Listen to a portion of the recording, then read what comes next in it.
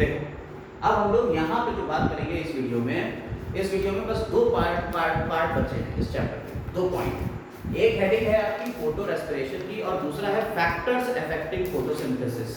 तो जरा देखिए फोटोसिंथेसिस में हम लोगों ने C2 प्लांट्स के बारे में यहाँ पढ़ेंगे, C3 प्लांट्स के बारे में पढ़ लिया जिसमें 3 कार्बन का स्टेबल कंपाउंड पहला होता है, C4 प्लांट्स जिसमें 4 कार्बन का पहला स्टेबल कंपाउंड होता है, कैम प्लांट्स होते हैं जिनमें स्टोमेटा रात में खुलते हैं और कार्बन डाइऑक्साइड को मैलिक एसिड के फॉर्म में स्टोर कर लेते हैं। अब यहाँ बात करने जा रहे हैं C2 प्लांट्स की, ठीक है। C2 प्लांट्स की बात करने जा रहे हैं। आइए देखिए फोटो रेस्पिरेशन होता है। हमने आपको बताया था कि जो C4 प्लांट्स हैं उन्होंने C3 प्लांट से C4 में क्यों शिफ्ट हो गए। C3 प्लांट्स के पास एक खास चीज होती है रूबिस्को एंजाइम। रूबिस्को एंजाइम का काम क्या होता है, हमने आपको बताया था रूबिस्को नाम में ही छुपा हुआ है। Rubisco राइबोलोज biphosphate carboxylase oxygenase. हमने आपको बताया कि ये कार्बोक्सिलेज एक्टिविटी भी करेगा और ऑक्सीजनेज एक्टिविटी भी करता है। यानी कि जब ऑक्सीजन की कॉन्सेंट्रेशन ज्यादा होगी तो ये कैसी एक्टिविटी करेगा, ऑक्सीजनेज एक्टिविटी करेगा। जब कार्बन डाइऑक्साइड की कॉन्सेंट्रेशन ज्यादा होगी तो ये क्या करेगा, कार्बोक्सिलेज एक्टिविटी करेगा। कार्बोक्सिलेज यानी कार्बन डाइऑक्साइड को जोड़ेगा, इसमें RuBP में राइबोलोज बाइफॉस्फेट में। तो क्या होता है यहाँ पे, अगर ये ऑक्सीजन की कॉन्सेंट्रेशन ज्यादा है और ये ऑक्सीजन को जोड़ दे तो ये कौन सी एक्टिविटी कर रहा है, ऑक्सीजनेज एक्टिविटी कर रहा है। वही काम यहाँ अगर करने लगता है तो उस प्रोसेस कहते हैं फोटो रेस्पिरेशन। ये एक वेस्टफुल प्रोसेस होता है और इसमें एनर्जी का अपनी तरफ से और यूज हो जाता है और ये बेकार में प्रोसेस चलने लगता है प्लांट्स में, जिससे उसकी एनर्जी बेकार हो जाती है और खाना बन नहीं रहा है, फोटोसिंथेसिस कम हो जाती है, ठीक है। आइए जरा देखिए इसको कैसे होता है। देखिए फोटो रेस्पिरेशन की पहले डिस्कवरी किसने करी ये समझते हैं, डिकर और टीओ ने करी। किसमें करी थी, टोबैको प्लांट में करी। डिकर और टीओ ये दो साइंटिस्ट थे, इन्होंने फोटो रेस्पिरेशन की डिस्कवरी करी। किसमें करी, टोबैको प्लांट में करी, ठीक है। C3 प्लांट थे, उन्हीं में होएगा, ठीक है। अब जरा देखिए कैसे होता है। इस प्रोसेस को हमने यहाँ पे एक कॉलम वाइज बनाया और यहाँ रिएक्शन वाइज बना दिया है। दोनों है एक ही चीज है, लेकिन यहाँ पे आप देखिए कि इसमें 3 सेल ऑर्गेनेल्स जो हैं वो पार्टिसिपेट कर रहे हैं। कौन कौन से, पहले होता है क्लोरोप्लास्ट, दूसरा सेल ऑर्गेनेल है पर ऑक्सीसोम और तीसरा सेल ऑर्गेनेल है माइटोकॉन्ड्रिया। यानी ये प्रोसेस रेस्पिरेशन क्या है तो माइटोकॉन्ड्रिया तो आएगा, फोटो रेस्पिरेशन में यानी फोटोसिंथेसिस में हो रहा है तो क्लोरोप्लास्ट आएगा ही आएगा और इसमें पेरोक्साइड भी बनता है तो पेरोक्सिसोम भी आएगा ही आएगा। सीक्वेंस पूछ लेते हैं, देखिए क्वेश्चन कहां से आते हैं, वो सीक्वेंस पूछ लेते हैं कि क्लोरोप्लास्ट फिर पेरोक्सिसोम फिर माइटोकॉन्ड्रिया, ऐसे ही को शफल करके दे देंगे, क्लोरोप्लास्ट माइटोकॉन्ड्रिया फिर पेरोक्सिसोम या माइटोकॉन्ड्रिया क्लोरोप्लास्ट फिर पेरोक्सिसोम। तो आपको क्या सीक्वेंस याद करना है, पहले क्लोरोप्लास्ट है, उसके बाद पेरोक्सिसोम है, आफ्टर दैट माइटोकॉन्ड्रिया है। यही सीक्वेंस चलता है इसमें फोटो रेस्पिरेशन, ठीक, कोई दिक्कत नहीं। आइए देखिए जल्दी से यहाँ पे पहले देख लेते हैं कैसे कैसे होता है। राइबोलोज बाइफॉस्फेट को इसमें ऑक्सीजन को जोड़ेंगे, एटमॉस्फेयर से आने वाली ऑक्सीजन को जोड़ा जाएगा रूबिस्को एंजाइम के प्रेजेंस में। और रूबिस्को एंजाइम यहाँ ऑक्सीजन को ऐड कर रहा है तो कौन सी एक्टिविटी है, ऑक्सीजनेज एक्टिविटी। और ऑक्सीजनेज एक्टिविटी में जोड़ के 2 कंपाउंड बना रहा है। अगर आप यहाँ देखें तो RuBP है, इसमें ऑक्सीजन को जोड़ रहा है और 2 कंपाउंड बना रहा है PGA, फॉस्फोग्लिसरिक एसिड और फॉस्फोग्लाइकोलेट। फॉस्फोग्लिसरिक एसिड 3 कार्बन का कंपाउंड होता है और फॉस्फोग्लाइकोलेट 2 कार्बन का कंपाउंड होता है। जरा ध्यान से समझिएगा, फॉस्फोग्लाइकोलेट कितने कार्बन का कंपाउंड है, 2 कार्बन का कंपाउंड है। और ये 3 कार्बन का कंपाउंड तो C3 में बन ही रहा था, PGA बन ही रहा था, याद करिए पहला स्टेबल कंपाउंड PGA बन ही रहा था, लेकिन यहाँ ऑक्सीजन के जुड़ने से ये बन गया एक वेस्ट कंपाउंड और भाई यहीं से किस्सा खराब हो गया। ये फॉस्फोग्लाइकोलेट फॉस्फो ग्रुप को हटाता है H3PO4 और ये बन जाता है ग्लाइकोलेट, ठीक। और ये PGA जो है ये वापस से इसे RuBP को बनाने में यूज हो जाएगा। ये जो ग्लाइकोलेट है ये मूव करके पहुंचता है किसमें, पेरोक्सिसोम में, और ग्लाइकोलेट ग्लाइऑक्सिलेट में कन्वर्ट हो जाता है और ग्लाइऑक्सिलेट कन्वर्ट होता है ग्लाइसिन में। ग्लाइऑक्सिलेट किसमें कन्वर्ट हो गया, ग्लाइसिन में। और ये जब कन्वर्ट हो रहा होता है तो क्या निकलता है, अल्फा कीटो ग्लूटारिक एसिड। ये अल्फा कीटो ग्लूटारिक एसिड इधर सीरीन से मिल जाएगा और ग्लूटामेट बना देगा। अभी उसको बात करेंगे, इधर रिएक्शंस में देखते चलेंगे, पैरेलल में देखेंगे, पहले समझिए, फिर से बता दे रहे हैं। देखिए आरयूबीपी से दो कंपाउंड बने, पीजीए और फॉस्फोग्लाइकोलेट। पीजीए तो वापस आरयूबीपी को बनाने में यूज हो जाएगा, फॉस्फोग्लाइकोलेट से फास्फोरस ग्रुप निकल गया, H3PO4 फास्फोरस निकल गया, बना क्या, ग्लाइकोलेट। ये ग्लाइकोलेट कहां पहुंचा, ये ग्लाइकोलेट पहुंचा परऑक्सीसोम, और परऑक्सीसोम में ग्लाइकोलेट ग्लाइऑक्सिलेट में कन्वर्ट हुआ और ग्लाइऑक्सिलेट से ग्लाइसिन बना। जब ग्लाइऑक्सिलेट से ग्लाइसिन बना तो क्या निकाला इसने, अल्फा कीटो ग्लूटारेट अलग निकाल दिया। ये ग्लाइसिन अब आगे पहुंचेगा कहां, माइटोकॉन्ड्रिया, और माइटोकॉन्ड्रिया में इसका डीएमिनेशन होगा। डीएमिनेशन का मतलब क्या होता है, एमिनो ग्रुप इसमें से निकल जाएगा, तो NH3 निकल गया, अमोनिया निकल गया, ठीक। और यहां से ये आ गया, किसमें कन्वर्ट हो गया, सीरीन में। तो ग्लाइसिन किसमें कन्वर्ट हो जा रहा है बेटा, सीरीन में कन्वर्ट हो जा रहा है, अमोनिया ग्रुप को निकाल के। अब ये सीरीन वापस पहुंचता है किसमें, परऑक्सीसोम। देखिए माइटोकॉन्ड्रिया में सीरीन निकल गया और साथ ही साथ यहाँ पे क्या होगा, यहाँ एक कार्बन डाइऑक्साइड भी निकल जाएगी। यहाँ क्या निकल जाएगी, एक कार्बन डाइऑक्साइड भी निकल जाएगी। तो अमीनो ग्रुप निकल गया, कार्बन डाइऑक्साइड निकल गई। ये अमोनिया आगे की तरफ जाके सीरीन से जुड़ेगा यहाँ पे, और अल्फा कीटो ग्लूटारेट जो यहाँ निकला था उसमें ये सीरीन वापस से जुड़ जाता है और क्या बना देता है, हाइड्रोक्सी पाइरुवेट और ग्लूटामेट। ये दो चीजें बनेगी, हाइड्रोक्सी पाइरुवेट और ग्लूटामेट।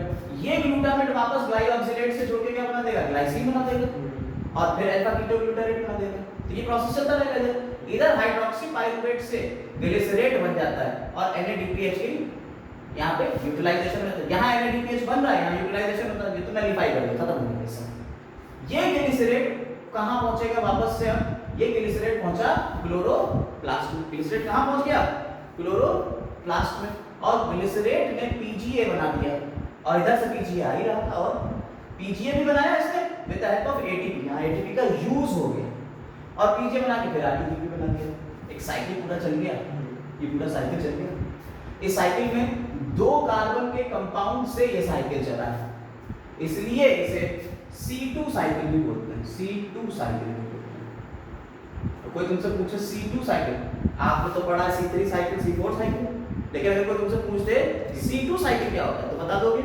फोटो रेस्पिरेशन का दूसरा नाम क्या है, C2 साइकिल, क्योंकि उसमें दो कार्बन का कंपाउंड होता है फॉस्फोग्लाइकोलेट। अब देखिएगा इन्हीं रिएक्शन को यहाँ लिख दिया। देखिए फॉस्फोग्लाइकोलेट जो बना था उसने वाटर के साथ में मिलकर ग्लाइकोलेट और H3PO4 बनाया। देखिए फॉस्फोग्लाइकोलेट बना था, वाटर के साथ मिलकर ग्लाइकोलेट और H3PO4 बनाया, ये बना दिया। फिर ग्लाइकोलेट ने ऑक्सीजन के साथ मिलकर ग्लाइऑक्सिलेट और H2O2 बनाया। ग्लाइकोलेट ने ऑक्सीजन के साथ मिलकर ग्लाइऑक्सिलेट बनाया और H2O2 निकाल दिया यहाँ से। तो यहाँ पे क्या निकल रहा होगा आपका, H2O2 निकल रहा होगा। तो लर्न कर लेना चाहिए। हाँ चाहिए तो लर्न कर लीजिएगा, हालांकि इतनी ज्यादा है नहीं, आपको पहली रिएक्शन पे फोकस करना है। ये एनसीईआरटी में यही दी, इसके अलावा नहीं। चार्ट याद होना चाहिए। हाँ ये चार्ट अगर आप ये पूरा इसको याद कर लेंगे तो काम चल जाएगा, बहुत कुछ इसमें याद हो जाएगा, बहुत सारे क्वेश्चन निकलेंगे। अभी क्वेश्चन भी बताएंगे, क्वेश्चन आते कैसे। आइए पहले इसको देख लीजिए। ग्लाइऑक्सिलेट से अब ये बन गया, ग्लाइऑक्सिलेट के साथ में H2O2।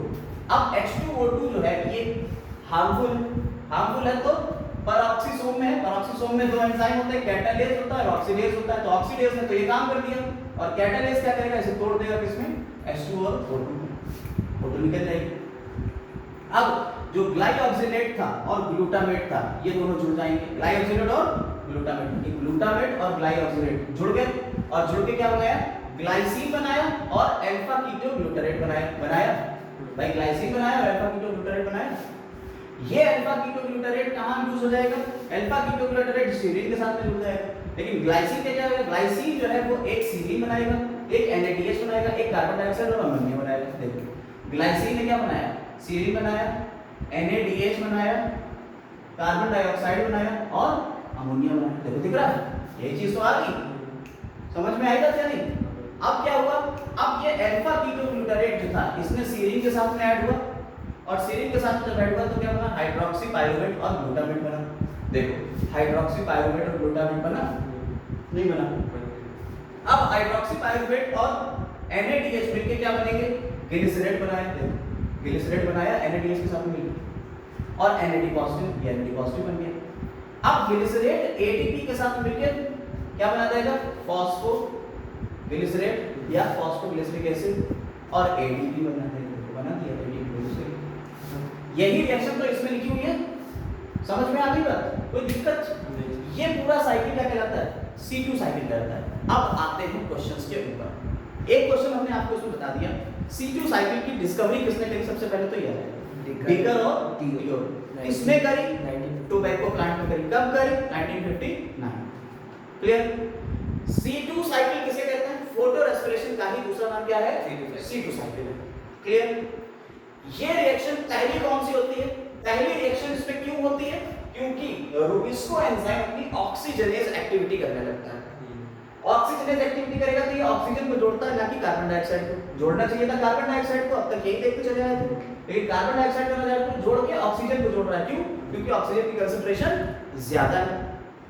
और जोड़ के क्या बना रहा है, फॉस्फोग्लाइकोलेट और PGA बना रहा है। PGA तो कैल्शियम साइकिल में यूज हो सकता है, लेकिन फॉस्फोग्लाइकोलेट ये भाई साहब आगे जाएगा। ये आगे किस सीरीज में जाता है, कौन कौन से इसमें सेल ऑर्गेनेल्स पार्टिसिपेट करते हैं, chloroplast, after that peroxisome, after that mitochondria. Question pad question, ये तीन के तीनों कई बार पूछा गया कि तीन के तीनों की सीरीज क्या है, पहले कौन सा फिर कौन सा फिर कौन सा, तो ये आपको समझ में आया। इसके बाद क्वेश्चन पूछा जाता है फॉस्फोग्लाइकोलेट कहां बनता है, तो फॉस्फोग्लाइकोलेट कहां बन रहा है, क्लोरोप्लास्ट में बनता है। दूसरा क्वेश्चन पूछा जाता है पेरोक्सिसोम में कौन से एंजाइम होते हैं, तो कैटालेज होता है और ऑक्सीडेज होता है, ये दो एंजाइम होते हैं। इसके अलावा पूछा जाता है कि सीरीन कहां बनता है, तो सीरीन कहां बन रहा है, माइटोकॉन्ड्रिया के अंदर, ये भी क्वेश्चन आ चुका है, माइटोकॉन्ड्रिया में बन रहा है सीरीन। ये सिर्फ इतने ही क्वेश्चंस को कंपाइल किया जाता है, इसके अलावा कुछ नहीं किया जाता है। लेकिन ये वेस्टफुल प्रोसेस है, क्योंकि इसमें एनर्जी लग रही है, एनर्जी निकलने के बजाय एनर्जी यूटिलाइज होने लगी, तो ये एक वेस्टफुल प्रोसेस है। और इसी से बचने के लिए प्लांट्स क्या कर रहे थे, C4 साइकिल चला रहे थे, क्रेग्स एनाटॉमी, क्रेग्स एनाटॉमी की रीयूटिलाइजेशन। हां, पहले उसमें ऑक्सैलोएसिटिक एसिड बनता है, 4 कार्बन कंपाउंड, इसी से बचने के लिए वो काम कर रहे थे। ये क्या कहलाता है, ये पूरा प्रोसेस कहलाता है फोटो रेस्पिरेशन। आप चाहे तो सिर्फ ये याद कर लीजिएगा, ये मत याद कीजिएगा, कोई बात नहीं है, लेकिन हमने पूरा समझाने के लिए, इसको समझाने के लिए ये पूरा लिख दिया, ठीक है। आप चाहिएगा कुछ भी बना लीजिएगा, इसमें से एक कोई चीज बना सकते। क्लियर है? अब हम लोग बात करेंगे इसके फैक्टर्स की, फैक्टर्स अफेक्टिंग फोटोसिंथेसिस। कौन कौन से फैक्टर्स हैं जो फोटोसिंथेसिस को अफेक्ट कर रहे हैं। चलो देखो, यहाँ फैक्टर्स अफेक्टिंग फोटोसिंथेसिस की बात हो रही है, कौन कौन से फैक्टर्स फोटोसिंथेसिस को अफेक्ट करेंगे। देखिए, इंटरनल फैक्टर और एक्सटर्नल फैक्टर, दो तरीके के फैक्टर्स हैं, उनकी बात हम बाद में करेंगे। पहले हम बात करते हैं यहाँ पे प्रिंसिपल ऑफ लिमिटिंग फैक्टर। ये एक साइंटिस्ट थे ब्लैकमैन, कौन साइंटिस्ट थे, ब्लैकमैन। उन्होंने ये फैक्टर्स दिए थे कि फैक्टर्स सारे हैं, एक तो पूरा प्रिंसिपल दे दिया, ठीक। किसने दिया था ये, ब्लैकमैन, ठीक है। तो ये ब्लैकमैन्स प्रिंसिपल है लिमिटिंग फैक्टर का, जरा समझिएगा, या इसे ब्लैकमैन्स लॉ ऑफ लिमिटिंग फैक्टर भी कहते हैं। इसमें इन्होंने कहा कि भाई साहब आप फोटोसिंथेसिस के लिए, जैसे अभी हम एक बेसिक आपको बता रहे हैं, देखिए फैक्टर्स जो हैं बहुत सारे, जैसे एक्सटर्नल फैक्टर में आ जाओ, तो एक्सटर्नल में बाहर से क्या तुम्हें क्या मिलेगा, पेड़ है, पेड़ के अंदर अगर बात करें तो इंटरनल फैक्टर, बाहर की बात करी जाए तो एक्सटर्नल फैक्टर। भाई लीफ कैसे ओरिएंटेड है ना, पेड़ के अंदर कितनी कार्बन डाइऑक्साइड कंसंट्रेशन, पेड़ के अंदर पानी कितना है, ठीक है, लीफ की ओरिएंटेशन होगी, लीफ का सरफेस एरिया कितना है, ये सब फैक्टर किसके ऊपर डिपेंड कर रहा है, क्लोरोफिल कितना है, ये तो पेड़ के अंदर की बात हो गई ना, इंटरनल फैक्टर। आप किसी प्लांट के बाहर आ जाओ, जब प्लांट के बाहर की बात करोगे तो लाइट की बात करोगे, सनलाइट कैसे पड़ रही है, कार्बन डाइऑक्साइड कंसंट्रेशन कैसी है, कोई बाहर से पानी दे भी रहा है कि नहीं दे रहा है, ह्यूमिडिटी कैसी, टेम्परेचर कैसा। तो यहाँ पे हमने एक्सटर्नल और इंटरनल फैक्टर्स को अभी कैटेगराइज नहीं कर रहे हैं, अभी लिख देंगे सारे फैक्टर के एक्सटर्नल कौन से इंटरनल कौन से, लेकिन उससे पहले एक लॉ समझिए, ब्लैकमैन्स लॉ ऑफ लिमिटिंग फैक्टर। ये 1905 में ब्लैकमैन एक साइंटिस्ट ने उन्होंने दिया था, और उन्होंने कहा कि अगर किसी रिएक्शन में, कोई रिएक्शन है उसमें बहुत सारे फैक्टर्स उसे गवर्न कर रहे हैं, जैसे मान लो फोटोसिंथेसिस, इसमें बहुत सारे फैक्टर फोटोसिंथेसिस को गवर्न करते हैं, जैसे क्लोरोफिल है, कार्बन डाइऑक्साइड है, वाटर है और सनलाइट। ये चार तो मेन फैक्टर हैं जो फोटोसिंथेसिस को गवर्न कर रहे हैं। मेन फैक्टर यही है, अगर क्लोरोफिल नहीं होगा तो क्या फोटोसिंथेसिस होगी? अगर सनलाइट नहीं होगी तो क्या फोटोसिंथेसिस होगी? नहीं होगी। क्या अगर पानी होगा तो फोटोसिंथेसिस नहीं होगी? मतलब पानी नहीं होगा तो क्या फोटोसिंथेसिस होगी? पानी नहीं होगी। ठीक है, या वाटर, क्या तो एक बार को ये भी कह सकते हैं कि वाटर की जगह पे कोई दूसरी चीज हम ले सकते हैं, H2S ले लेते हैं, हाइड्रोजन टाइप। बैक्टीरिया नहीं करता है, बैक्टीरियल फोटोसिंथेसिस, जिसमें ऑक्सीजन इवॉल्व नहीं होती तो फोटोसिंथेसिस हो जाएगी। लेकिन अगर कार्बन डाइऑक्साइड नहीं, सनलाइट नहीं और क्लोरोफिल नहीं तो अब तो फोटोसिंथेसिस नहीं होने वाली। तो तीन फैक्टर तो एक रिएक्शन को गवर्न कर ही है, यानी एक रिएक्शन तीन फैक्टर से गवर्न हो रही है। ठीक, अगर ऐसी रिएक्शन है जो कई फैक्टर से गवर्न हो रही है, उसमें रेट ऑफ रिएक्शन कौन डिटरमाइन करेगा? रेट ऑफ रिएक्शन वो डिटरमाइन करेगा जो सबसे कम अमाउंट में होगा। जिसका अमाउंट सबसे कम होगा वो डिसाइड करेगा कि रिएक्शन कितनी तेज चलेगी, उसका रेट कितना होगा। ठीक, जैसे यहाँ पे एक एग्जांपल के थ्रू इन्होंने समझाने की कोशिश करी है ब्लैकमैन ने। रेट ऑफ फोटोसिंथेसिस है, ठीक है, कार्बन डाइऑक्साइड की कंसंट्रेशन है और लाइट की इंटेंसिटी, लिमिटेड फेज लाइट। ठीक, इन्होंने क्या करा, इन्होंने इनिशियली लाइट की इंटेंसिटी कम कर दी, लाइट बहुत कम इंटेंसिटी की जा रहा है। ठीक, और फोटोसिंथेसिस के लिए बाकी फैक्टर रहती है, जैसे क्लोरोफिल पूरा, कार्बन डाइऑक्साइड पूरी, तो क्या फोटोसिंथेसिस होगी? जब तक लाइट नहीं पड़ेगी तो फोटोसिंथेसिस नहीं। उन्होंने एक सफिशिएंट अमाउंट फिर फोटोसिंथेसिस के लिए लाइट का बढ़ा दिया, इंटेंसिटी थोड़ी सी बढ़ा दी। यहाँ लाइट की इंटेंसिटी थोड़ी सी बढ़ा दी, यहाँ नीचे लाइट की इंटेंसिटी दी, ये कैंडल है, ठीक है, ये इंटेंसिटी है लाइट की।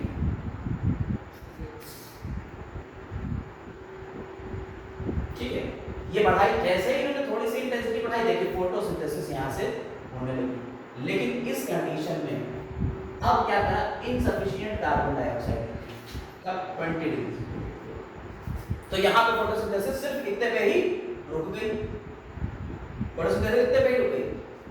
अब यहाँ पे इन्होंने क्या करा, कार्बन इंटेंसिटी नहीं बढ़ाई, अब क्या करा इन्होंने, कार्बन डाइऑक्साइड की कंसंट्रेशन को बढ़ाना शुरू कर दिया। जैसे ही कार्बन डाइऑक्साइड की कंसंट्रेशन को बढ़ाया, एक्सेस मिले है, उतनी ही इंटेंसिटी के ऊपर फोटोसिंथेसिस देखो यहाँ से शिफ्ट करके यहाँ चली, उतने ही डिग्री सेंटीग्रेड टेम्परेचर भी उतना ही, फोटोसिंथेसिस बढ़ गई। यानी अब कौन लिमिटिंग फैक्टर हो गया? Carbon dioxide. समझ रहे हो, जो कम अमाउंट में है वही लिमिटिंग फैक्टर है। पहले हमने क्या कहा, कार्बन, देखिए कार्बन डाइऑक्साइड थी, क्लोरोफिल था और टेम्परेचर था और सनलाइट थी, इंटेंसिटी। हमने पहले क्या करा, हमने इन तीन चीजों को भरपूर अमाउंट में दिया, ये तीनों चीजें तो पूरी पूरी थी, हमने सनलाइट की इंटेंसिटी बहुत कम कर दी तो फोटोसिंथेसिस नहीं हुई। फिर हमने धीरे से सनलाइट की इंटेंसिटी को बढ़ा दिया, थोड़ी सी इंटेंसिटी बढ़ाई और कार्बन डाइऑक्साइड की कंसंट्रेशन कम कर दी। तो कम कार्बन डाइऑक्साइड कंसंट्रेशन पे धीरे धीरे फोटोसिंथेसिस तो होने लगी, लेकिन इनसफिशिएंट कार्बन डाइऑक्साइड थी, 20 डिग्री सेंटीग्रेड हमने टेंपरेचर। क्लोरोफिल से छेड़छाड़ करी थी क्योंकि क्लोरोफिल तो अंदर है किसी प्लांट के, हम इससे छेड़छाड़ कर सकते थे, इससे कर सकते थे, इससे कर सकते थे, तो हमने करी। क्लोरोफिल से कर नहीं सकते क्योंकि क्लोरोफिल तो प्लांट के अंदर है, उसे थोड़ी निकाल सकते हैं। अब क्या करा, इतनी इंटेंसिटी के ऊपर हमने क्या देखा, अगर सफिशिएंट कार्बन डाइऑक्साइड नहीं है तो फोटोसिंथेसिस सिर्फ यहीं तक हो रही है, यानी उसका रेट क्या है, ये आ रहा है। अगर पीछे से प्लॉट करो उसका रेट कहाँ आ रहा है, यहाँ तक आ रहा है, फोटोसिंथेसिस का रेट सेम। अब इन्होंने क्या करा, इंटेंसिटी को तो नहीं रखा, लेकिन कार्बन डाइऑक्साइड की कंसंट्रेशन, तो अब यहाँ पे इंटेंसिटी का सीन समझिएगा, कार्बन डाइऑक्साइड की कंसंट्रेशन बढ़ाते ही फोटोसिंथेसिस बढ़ गई, कार्बन डाइऑक्साइड की कंसंट्रेशन बढ़ाई, फोटोसिंथेसिस यहाँ से शिफ्ट करके कहाँ आ गई, यहाँ। क्लियर है बात, यानी इंटेंसिटी तो उतनी थी। अब पहले क्या था, इंटेंसिटी एक लिमिटिंग फैक्टर थी, वो रेट को डिसाइड कर रही थी कि इतना ही फोटोसिंथेसिस होगा। लेकिन जैसे कार्बन डाइऑक्साइड की कंसंट्रेशन बढ़ाई, अब कार्बन डाइऑक्साइड डिसाइड कर रही है ना कि कितना होगा, यानी कि जो कम अमाउंट में था अब उसने पकड़ लिया, इसको अपने हाथ में ले लिया कि भाई रिएक्शन को अब हम बताएंगे कैसे चल रहा है। फिर यहाँ पे कार्बन डाइऑक्साइड की कंसंट्रेशन हमने उतनी ही रखी, लेकिन टेम्परेचर को बढ़ा दिया यहाँ, देखिए, और फिर फोटोसिंथेसिस बढ़ गई। तो अब यहाँ क्या हुआ, टेम्परेचर, यहाँ टेम्परेचर डिसाइड करने लगा, क्योंकि 20 से 30 पहुंच गए, टेम्परेचर डिसाइड करना, यानी कि जो फैक्टर कम अमाउंट में है, यानी इन 4 फैक्टर से फोटोसिंथेसिस कवर हो रही है। इन चारों में से हमने एक एक करके हर किसी फैक्टर को चेंज करा, तो फोटोसिंथेसिस उसके ऊपर डिपेंड करने लगी जो कम अमाउंट में फैक्टर था। समझ में आई बात या नहीं? यही है ब्लैकमैन्स लॉ ऑफ लिमिटिंग फैक्टर। तो लिमिटिंग फैक्टर कौन है, जो सबसे कम अमाउंट में होगा, जो स्लोएस्ट फैक्टर है, उसे क्या कहेंगे, लिमिटिंग फैक्टर कहेंगे। जरा समझिएगा, ये क्या कह रहा है, it states that when a process is conditioned to as to its rapidity, जब तेजी चल रहा है, by a number of separate factors, यानी कि ढेर सारे फैक्टर्स से कोई प्रोसेस अपनी रैपिडिटी को पा रहा है, तो द रेट ऑफ प्रोसेस, जो फोटोसिंथेसिस का रेट है यहाँ पे, the rate of process is limited by, कौन लिमिटेड करेगा इसको, कौन लिमिटेड करेगा, by the pace of the slowest factor, सबसे छोटा फैक्टर जो है, स्लोएस्ट है, उस फैक्टर से ये रेट लिमिट होगा। इसे क्या कहते हैं, ब्लैकमैन्स लॉ ऑफ लिमिटिंग फैक्टर कहते हैं। इसके ऊपर एक बार क्वेश्चन आ चुका है, एनसीईआरटी में भी ऐसे करके एक डायग्राम दिया हुआ है, आप देख सकते हैं, वहां पे इंटेंसिटी का ही ये डायग्राम है, वहां इंटेंसिटी बढ़ती हुई दिखा रहे हैं, ठीक है, और अलग अलग ये हमने पूरा ऐसे को एक्सप्लेन किया, एनसीईआरटी में भी यही डायग्राम बना हुआ है, थोड़ा सा ये उसका एक्सप्लेन्ड वर्जन है, ठीक, समझ में आई बात या नहीं, कोई दिक्कत इसमें नहीं। अब हम बात करेंगे जो फैक्टर्स हैं, इंटरनल फैक्टर कौन कौन से हैं, एक्सटर्नल फैक्टर कौन कौन से हैं, उनकी बात करने जा रहे हैं। देखिए, अब यहाँ पे हमने कुछ फैक्टर्स लिखी हैं, इंटरनल फैक्टर्स और एक्सटर्नल फैक्टर्स, कौन कौन से फैक्टर्स जो फोटोसिंथेसिस को आगे कंट्रोल कर रहे हैं या अफेक्ट कर रहे हैं। देखिए, इंटरनल फैक्टर में रहता है the number, size, age and orientation of leaves, यानी कि लीव्स जो हैं उनके नंबर कितने हैं, उनका साइज कितना है, वो बूढ़ी तो नहीं होगी, ज़्यादा पुरानी लीव्स में फोटोसिंथेसिस कम होगी, और ओरिएंटेशन किस तरीके से लगी हुई है। इसके अलावा मीसोफिल सेल्स की बात करें, लीफ के अंदर जो मीसोफिल सेल्स होती हैं वो कैसी हैं। इसके अलावा क्लोरोप्लास्ट की बात करें, उसमें क्लोरोप्लास्ट कैसे है अरेंज, इंटरनल CO2 कंसंट्रेशन, यानी कि उसके अंदर CO2 की कंसंट्रेशन अंदर कितनी है, और अमाउंट ऑफ क्लोरोफिल, ये चीजें अफेक्ट कर रही हैं, ये इंटरनल फैक्टर ये अफेक्ट कर रहे हैं फोटोसिंथेसिस। ये याद रखिएगा, एग्जैक्ट डिट्टो यही पूछे जाते हैं कि कौन कौन से इसमें से इंटरनल फैक्टर है, कौन कौन से एक्सटर्नल फैक्टर है, ठीक है, तो ये बता देंगे आप। और साथ ही साथ याद रखिएगा कि इंटरनल फैक्टर्स जो हैं are dependent on genetic predisposition, यानी कि जो इसका प्लांट है, ये जिसका पहले, इससे पहले वाला जो प्लांट है, उसके जेनेटिक प्रीडिस्पोजिशन के ऊपर भी ये डिपेंड करेगा कि उसमें कैसा जेनेटिक कॉम्बिनेशन था, उसकी कैसी जेनेटिक्स थी, उसके ऊपर डिपेंड करेगा इससे पहले वाला, क्योंकि एक प्लांट जो बना है ये सीड से ही तो बना होगा, और सीड किसी दूसरे प्लांट से बना होगा, तो अपने पिताजी से ये लेके आया है कि कैसे हमें आगे चलना है, उसका जेनेटिक्स के ऊपर, और साथ ही साथ ये कहाँ ग्रो करा है प्लांट, कैसे ग्रो करा है। मान लीजिए जैसे खाना पीना कम मिला तो कम डेवलप हुआ, तो फोटोसिंथेसिस कम होगी। समझ में आ गई बात? ये थे इंटरनल फैक्टर। अगर एक्सटर्नल फैक्टर की बात करी जाए तो उसमें मेनली आ जाता है sunlight, temperature, carbon dioxide concentration और वाटर। ये दी मोस्ट इंपॉर्टेंट फैक्टर, सबसे ज्यादा इफेक्ट कार्बन डाइऑक्साइड की कंसंट्रेशन करेगी, ठीक है। अब यहाँ पे हम एक कार्डिनल पॉइंट के बारे में बात करेंगे, कार्डिनल पॉइंट्स। ये क्या, ये कौन सी बात है कार्डिनल पॉइंट्स? देखिए, कोई भी फैक्टर जो होता है वो अपनी 3 स्टेट में रहेगा, मिनिमम, मैक्सिमम और ऑप्टिमम। ऑप्टिमम, मैक्सिमम और मिनिमम, याद रखिएगा। ऑप्टिमम कंडीशन के ऊपर सबसे अच्छा परफॉर्म करेगा, मैक्सिमम पे जाएगा तो कहीं ना कहीं डल हो जाएगा, और मिनिमम पे रहेगा तो काम करेगा ही करेगा नहीं।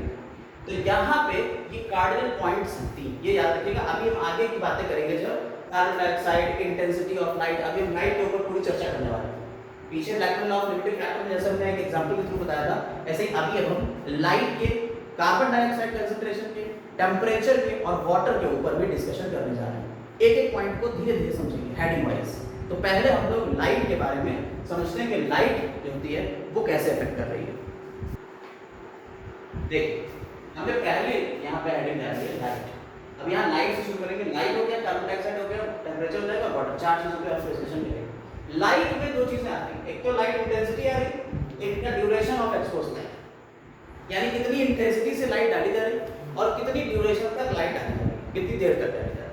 देखिए यहाँ पे ग्राफ जो बता रहा है ये इंटेंसिटी है, नीचे की तरफ हम क्या दिखा रहे हैं, इंटेंसिटी, ठीक है, और ऊपर की तरफ क्या बता रहे हैं, रेट ऑफ फोटोसिंथेसिस, यानी कितनी तेज फोटोसिंथेसिस हो रही है। धीरे धीरे हम लाइट की इंटेंसिटी बढ़ा रहे हैं और इधर फोटोसिंथेसिस देखिए बढ़ना शुरू हो गई, बढ़ाते जा रहे हैं इंटेंसिटी, फोटोसिंथेसिस बढ़ती जा रही है। फिर एक शार्प कर्व आया, ये ए तक तो देखिए सीधा बढ़ा, लेकिन बी में शार्प कर्व आया, ऐसे करके बढ़ा, ठीक है, ए तक ये सीधा सीधा बढ़ रहा था, फिर ये ऐसे शार्प कर्व, फिर सी, यानी एक टाइम आया जब इंटेंसिटी बहुत ज्यादा बढ़ाते चले गए, कांस्टेंट हो, फिर उसके बाद नहीं बढ़ती, यानी कि सनलाइट की इंटेंसिटी धीरे धीरे धीरे, जैसे सुबह है, अर्ली मॉर्निंग में फोटोसिंथेसिस कम होगी, फिर धीरे धीरे लाइट इंटेंसिटी बढ़ती जाएगी, बढ़ती जाएगी, बढ़ती जाएगी, बढ़ती जाएगी, और 10 बजे तक फोटोसिंथेसिस 10 से 11 बजे तक बहुत तेज होगी। ये नहीं कि बाद 12-1 बजे जब ऊपर सूरज उगता हो रही, तो उससे ऊपर इंटेंसिटी आप कितनी बढ़ा लीजिए कोई फर्क नहीं पड़ने वाला, फिर फोटोसिंथेसिस इंटेंसिटी के ऊपर डिपेंड नहीं करेगी। फिर किसके ऊपर डिपेंड करेगी, फिर जो बाकी फैक्टर हैं उनके ऊपर डिपेंड करेगी, क्योंकि वो लिमिटिंग हो जाएंगे फिर, ठीक है। वही बात लिखी हुई है, there is a linear relationship between incident light and CO2 fixation. देख लीजिए, इंसिडेंट लाइट और CO2 fixation, carbon dioxide fixation यानी फोटोसिंथेसिस और इंसिडेंट लाइट के बीच एक लीनियर रिलेशनशिप है। The rates at low light intensities, कम लाइट इंटेंसिटी के ऊपर तो ये काम चलेगा, यानी यहाँ पे लाइट इंटेंसिटी कम थी तो रेट में लीनियर रिलेशनशिप आपको देखने को मिला। याद रखिएगा ये पॉइंट वन के ऑब्जेक्टिव क्वेश्चन आ सकते हैं कि लो लाइट इंटेंसिटी में क्या होता है, ये लीनियर रिलेशनशिप शो करते हैं क्या, इंसिडेंट लाइट की और कार्बन डाइऑक्साइड फिक्सेशन के बीच में क्या होता है, लीनियर रिलेशनशिप। देखिए लीनियर रिलेशनशिप।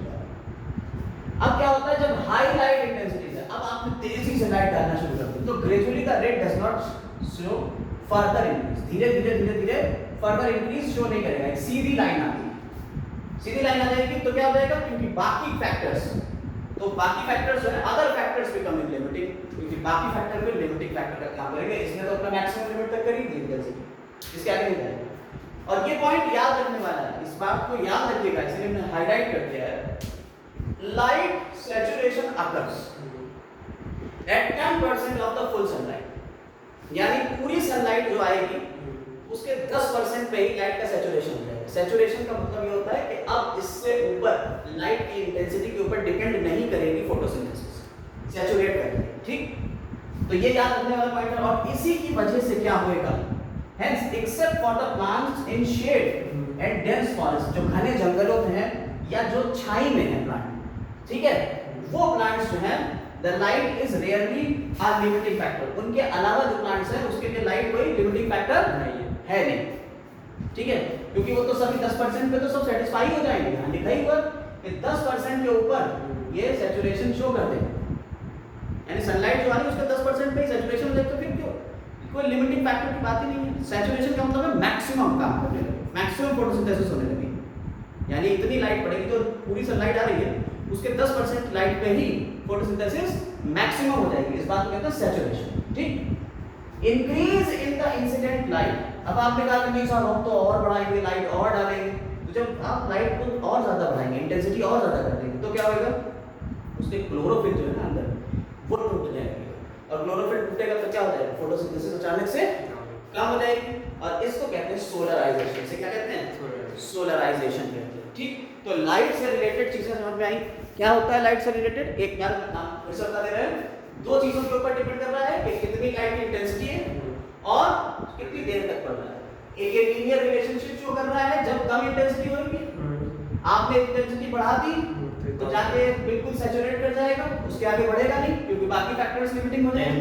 और ये बात याद करने वाली है कि सैचुरेशन 10% पे ही हो जाता है पूरी सनलाइट का, और इसकी वजह से क्या हो जाएगा, दो प्लांट्स को छोड़ दो, शेड्स और डेंस फॉरेस्ट के, बाकी सारे प्लांट्स में लाइट में लिमिटिंग फैक्टर है ही नहीं, और अगर आपने कहा कि नहीं हम इंटेंसिटी हम और बढ़ाते चले जाएंगे तो क्या होगा, तो आपका ब्रेक डाउन हो जाएगा क्लोरोफिल का, क्लोरोफिल डैमेज हो जाएगा, और जब क्लोरोफिल टूट गया तो फोटोसिंथेसिस होगी नहीं। इस प्रोसेस कहते हैं सोलराइजेशन। ठीक, अब आते हैं कार्बन डाइऑक्साइड के ऊपर। आइए कार्बन डाइऑक्साइड कंसंट्रेशन के ऊपर आते हैं, जो कि एक मेजर फैक्टर है किसका, फोटोसिंथेसिस का। ठीक है, major limiting factor, carbon dioxide एक मेजर लिमिटिंग फैक्टर है फोटोसिंथेसिस का। देखिए ये पॉइंट्स कुछ हैं, इन्हीं को समझ लीजिए, बस यही पॉइंट्स आपके क्वेश्चन में आएंगे और नहीं याद रखना। देखिए the concentration of CO2 is very low. Carbon dioxide concentration जो है एटमॉस्फेयर में बहुत कम होती है, कितनी होती है 0.03% से या 0.04% तक होती है, इससे ऊपर नहीं होती। लेकिन जैसे ही आप इसका कंसंट्रेशन इंक्रीज करते हो अप टू 0.5% तक, तब ये देखने में आता है कि कार्बन डाइऑक्साइड का फिक्सेशन का रेट जो है वो इंक्रीज कर जाता है, यानी कि फोटोसिंथेसिस बढ़ जाए। यानी कि 0.4 तक तो ठीक है, लेकिन जैसे ही 0.5 कंसंट्रेशन में कार्बन डाइऑक्साइड फोटोसिंथेसिस बढ़ गई, इसका मतलब कार्बन डाइऑक्साइड के ऊपर डिपेंड करता है, ये फैक्टर है। Rate beyond this level can damaging over longer period. अगर इससे ऊपर हमने कंसंट्रेशन और कार्बन डाइऑक्साइड झोंक दी तो भैया फिर क्या होएगा, फिर दिक्कत है। आप अगर पेड़ के नीचे आगे जलाते तो कार्बन डाइऑक्साइड लगातार होते, ऐसा नहीं, इसके ऊपर कार्बन डाइऑक्साइड कंसंट्रेशन होगी तो क्या होगा, वो डैमेज कर देगा आपके प्लांट को। ठीक है, आप देखिए C3 और C4 प्लांट्स जो होते हैं, दोनों ही प्लांट्स कार्बन डाइऑक्साइड के लिए कंसंट्रेशन पे क्या होता है, अगर कम कंसंट्रेशन है तो कोई इफेक्ट नहीं, लेकिन अगर कार्बन डाइऑक्साइड की लो लाइट इंटेंसिटीज में तो कोई इफेक्ट नहीं करेगा। कार्बन डाइऑक्साइड की कंसंट्रेशन अगर लो लाइट कंडीशन है, C3 और C4 प्लांट्स के लिए दे रहे हैं, लो लाइट कंडीशन है, इंटेंसिटी कम है, तो दोनों के दोनों रिस्पॉन्ड ही नहीं करेंगे CO2 कन्वेंशन के ऊपर। कार्बन डाइऑक्साइड की कंसंट्रेशन कितनी भी हो कोई फर्क नहीं पड़ेगा अगर इंटेंसिटी लाइट की कम है, लेकिन अगर इंटेंसिटी लाइट की ज्यादा है तो दोनों रिस्पॉन्ड करेंगे अलग अलग तरीके से। C4 प्लांट्स जो हैं वो ज्यादा कार्बन डाइऑक्साइड पे सैचुरेट नहीं होते, कम ही कार्बन डाइऑक्साइड के ऊपर उनमें सैचुरेशन देखने को मिलता है। C4 plants show saturation at about 360 microlitre पर लीटर ऑफ कार्बन डाइऑक्साइड। यानी आपने कहा कि कार्बन डाइऑक्साइड पर लीटर जितनी भी हम बढ़ाते जाएंगे उसका सैचुरेशन इतने पे आ जाएगा। ठीक है, लेकिन C3 प्लांट्स जो हैं ज्यादा कार्बन डाइऑक्साइड की कंसंट्रेशन बढ़ाने पे भी वो रिस्पांस करते हैं और उनका सैचुरेशन आता है 450 पे। ये याद रखिएगा, ये दो डेटा याद रखिएगा, ऐसे डायरेक्ट क्वेश्चन आ चुके हैं दोनों के। इसका मतलब क्या है, C4 प्लांट्स जो हैं वो कार्बन डाइऑक्साइड की कंसंट्रेशन के ऊपर इतना नहीं इफेक्ट उनके ऊपर कार्बन डाइऑक्साइड की कंसंट्रेशन कर रही है, लेकिन C3 प्लांट्स के ऊपर कार्बन डाइऑक्साइड की कंसंट्रेशन ज्यादा इफेक्ट करती है। यानी कि C4 प्लांट्स में तो अगर कार्बन डाइऑक्साइड ज्यादा दी तो वो कम से कम कार्बन डाइऑक्साइड के ऊपर सैचुरेशन शो कर देंगे, फिर ज्यादा कार्बन डाइऑक्साइड देने का कोई फायदा नहीं है। लेकिन C3 प्लांट्स में ज्यादा कार्बन डाइऑक्साइड बढ़ाओगे उतनी ही फोटोसिंथेसिस को और ज्यादा करेंगे, यानी वो ज्यादा एफिशिएंट है कार्बन डाइऑक्साइड के लिए। इस बात को ग्रीन हाउस प्लांट के ऊपर इफेक्ट देखा गया है, तो ग्रीन हाउस प्लांट्स जो हैं वो इससे ले लिए गए। Thus the current availability of CO2 levels limit to C3 plants, यानी कि C3 प्लांट्स के लिए तो ये हमारी कार्बन डाइऑक्साइड की अवेलेबिलिटी मेंटेन है। अब ग्रीन हाउस प्लांट जो होते हैं, कौन से प्लांट है, ग्रीन हाउस प्लांट, जैसे टोमेटो हो गया, बेल पेपर हो गया, ठीक है, बेल पेपर। तो ये जो दो प्लांट्स हैं इसके ऊपर क्या होता है,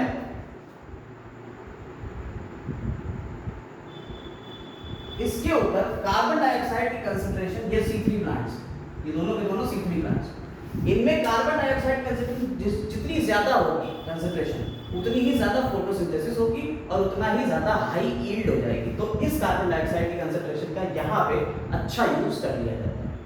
अब बचे दो फैक्टर और, एक बचा टेम्परेचर। टेम्परेचर देख लीजिए उसको जल्दी से, टेम्परेचर एक फैक्टर है, देखिए इनमें टेम्परेचर और वाटर, ये दो फैक्टर बचे। इन दोनों को देखना कोई बहुत बड़ी चीज नहीं। टेम्परेचर की बात करी जाए तो आपको पता है कि सनलाइट से ही टेम्परेचर का भी सी, जितनी सनलाइट ज्यादा होगी टेम्परेचर उतना ही ज्यादा होगा। इसमें क्या होता है कि टेम्परेचर जितना ज्यादा बढ़ाएंगे, आपकी जितनी भी फोटोसिंथेसिस है वो एंजाइमेटिक रिएक्शन, सारे एंजाइम से चलते हैं, और एंजाइम बने होते हैं किसके, प्रोटीन के। एंजाइम किसके बने हुए हैं, प्रोटीन के बने हुए हैं। इसका मतलब क्या है, टेम्परेचर बढ़ाओगे तो प्रोटीन डीनेचर हो जाएगा, याद रखिएगा एक पर्टिकुलर अमाउंट के टेम्परेचर के ऊपर ही सारा काम होगा, याद रखिएगा इस बात को।